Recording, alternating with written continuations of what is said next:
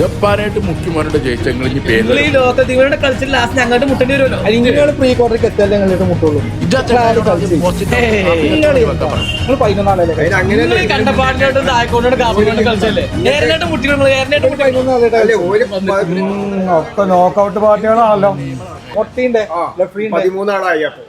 ഇനി ഇവരെ കൊണ്ട് ഒരു തൊയിരം ഉണ്ടാവില്ല, ആകെ മലങ്ങിക്കും. എങ്ങനെ നിങ്ങളൊക്കെ തോൽക്കാൻ പോണ ടീമിനല്ലേ ഇത്? അതൊക്കെ നമ്മളെ പിന്നാലെ ഉണ്ടാവും. അനക്ക് ഇവിടെ വോയിസ് ഇല്ല കേട്ടോ.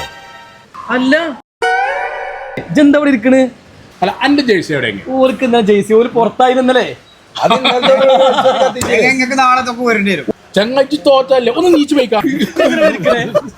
ഇവരെ ഈ തമ്മിലെ പന്തലും കേട്ടും കൊണ്ടിരിക്കുകയാണെങ്കിൽ 2 വെള്ളം പറഞ്ഞ ആ ജർമ്മനി നിങ്ങൾ പോയത് നന്നായി. നിങ്ങളെ ഞങ്ങൾക്ക് കിട്ടേണ്ടത് പഴയൊരു കണക്ക് ഞങ്ങൾക്ക് തീർക്കാണ്ടായിരുന്നു.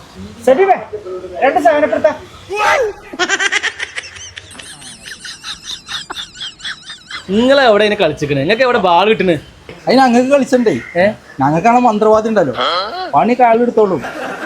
അതിനൊക്കെ ഞങ്ങൾക്ക് കളിച്ചെന്നെ വേണം. ഞങ്ങൾ 11 ആള് കളിച്ചാൽ തന്നെ ജയിക്കുള്ളൂ. നിങ്ങളെ പോലെ 13 ആള് ഞങ്ങൾക്കില്ലല്ലോ.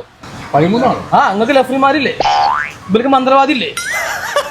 ഇന്നലെ വമ്പന്മാരൊക്കെ തോറ്റു. ജർമ്മനി തോറ്റു, പോളണ്ട് തോറ്റു, ജപ്പാന് തോറ്റു.